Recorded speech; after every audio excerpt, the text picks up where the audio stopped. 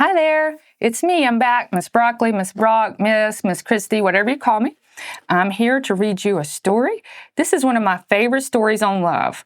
And the reason why I love it is because it's kind of like life and love. Sometimes it can lose its mystery and its magic. And this is one of those stories that made me think about how wonderful life is.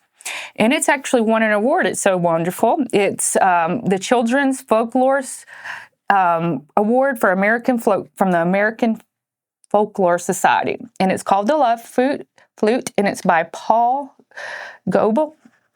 I think Goebel. So this book is one that I discovered when I taught on the White Mountain Apache Reservation. And the language of the Apaches was never written. And so they call it a dying language, but their art continues to live on from when they made art then. They didn't have a written alphabet, but they had lots of art, and it can be seen on walls of caves and on artifacts out there. So this is what I considered some of the most beautiful art that he also illustrated. The Love Flute. And it has something at the beginning of the book, and it's one of my favorite parts, and it goes like this.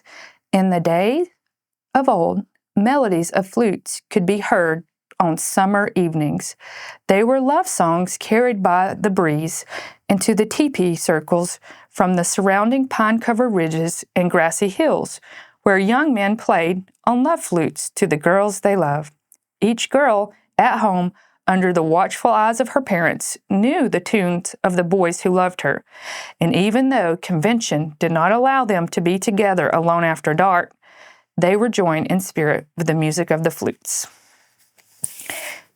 This is the story of a shy young man who was given the very first love flute long ago by the birds and animals. The young man was so shy that it was easier for him to face enemy warriors in battle than to speak to the girl he loved. Everyone knew he was brave. He always led in the dangerous buffalo hunts, and yet he could never find the courage to tell the beautiful girl that he loved her. He was very unhappy with himself. Many other young men liked the girl. They stood outside her teepee, waiting to wrap her in their blankets and to whisper to her. The young man stood shyly at a distance, looking at the ground. He was afraid to speak. He knew that he could never tell her all he wanted. Each day she looked more beautiful. He thought about her all the time. If he slept, he was still thinking about her. He waited by the river where she fetched water. There were always other young men there waiting. He wished he was like them. They whistled to her or threw pebbles into the water as she filled her water carrier, and they hoped to wrap her in their blankets as she passed. She smiled and went on her way. They seemed to laugh and speak so easily with her.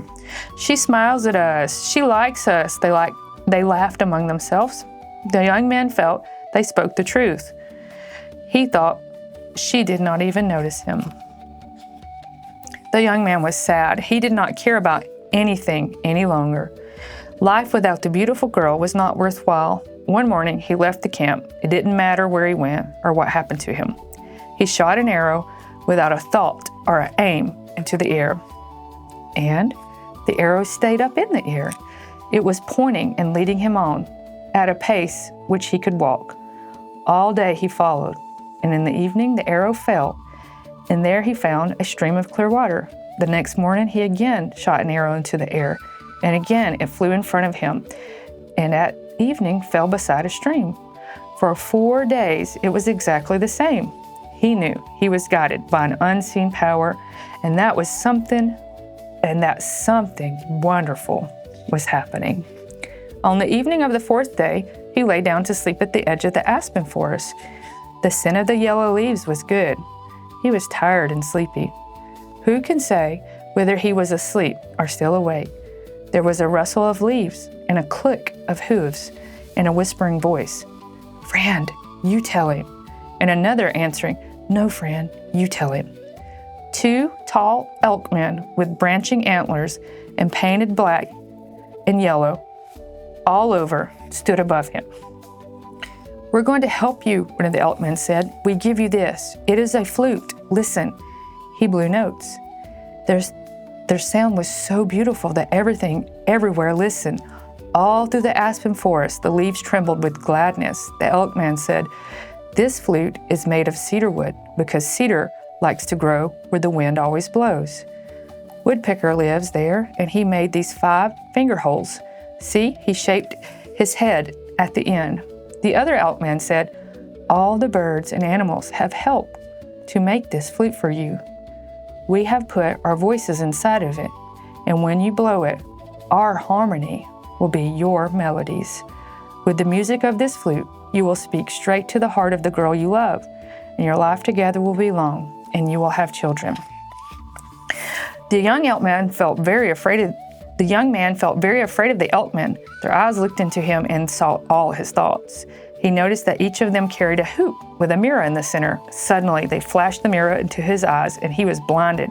And when he could see again, the 2 elkmen had gone, and 2 bull elks were running away into the trees. The next morning, the young man found the flute, which the elkman had given him, lying on picked sage leaves. Everything around him was new and wonderful as he set off home again. He blew the flute, and the cranes joined in on the happy song. He walked for 4 days, and while he listened closely to the songs of the birds and animals, sometimes he blew into the flute, imitating their tunes and weaving them together until he had made his own melodies. Every bird and animal loved the songs he played. On the evening of the 4th day, when he came close to the camp, he began to play his flute. He approached closer and gradually closer, and the spirit of the breeze carried his wonderful strong song straight to the girl he loved. Every woman in the camp thrilled to the sound, yet only the girl knew the songs were speaking to her. The girl left her teepee. She loved the shy young man who spoke to her with the music of his flute. He told her, more beautiful than words could ever say, "I love you, I love you, I love you, I love you." The end. I hope you have someone that you love and that loves you.